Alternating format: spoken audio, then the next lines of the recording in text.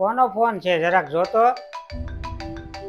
બેનનો ફોન છે આલ્યો. હું વાત કરશો? બેનનો ફોન છે? લાય તઈ. પણ સાંભળો તમે, રોકાવા આવવાનો ફોન હશે, ના પાડી દેજો. દિવસે ફોન આવ્યો હતો ને તે મેં વાત કરી હતી. એ એમ કહેતા હતા કે રક્ષાબંધનની 2-3 રજા આવે છે ને તે અમે રોકાવા આવશું. મેં તો એને કીધું છે કે અમે બહાર જવાના છીએ. તોય છતાં મેં કીધું છે સાંજે તમારા ભાઈ આવે ને તો એ ફોન કરજો. એટલે તમે એમ જ કહેજો. એટલે જ આ ફોન આવ્યો છે. તમારી રીતે તમે ના પાડી દેજો. એક કામ કરની, તું જ ના પાડી દે ની. તારા હાથમાં ફોન છે તો. ના ના હો, મારે કાંઈ આંખે નથી થવું. આલ્યો. ઘડીક સાની મને રહીજો, કાંઈ બોલતી નહીં. હા બેન બોલ. જય સિયારામ. બસ મજામાં. તમે કેમ છો બધાય? હા. નહીં. ક્યાંય નથી જવાનું, બહાર જવાનું હતું પણ થોડાક કારણોસર બંધ રાખ્યું. બોલ ની. રક્ષાબંધન છે એટલે આવો છો બધાય? આવો. સારું. હા આવો. જય સિયારામ. એ તમને મેં ના પાડવાનું કીધું છું, તોય તમે કેમ હા પાડી દીધી? તું પેલા મને ઈ કહેતો, તું ખોટું કેમ બોલી? ક્યાંય બહાર જવાનું નહોતું તો બેનને તે કેમ કીધું અમે બહાર જવાના છીએ?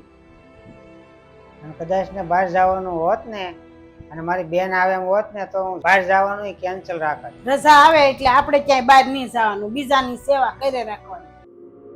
અને આપણે બીજા ખર્ચા કેટલા વધી જાય. બેનું દીકરીઓને ખવડાવવાથી છે ને કઈ ખૂટી ન જાય.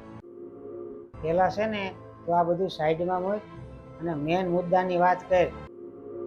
અને તારે તકલીફ શું છે ને ઈ પેલા તું મને શોખવટ કર. લે, મારે નો મારા ભાઈની ન્યા જવું હોય રક્ષાબંધન કરવા?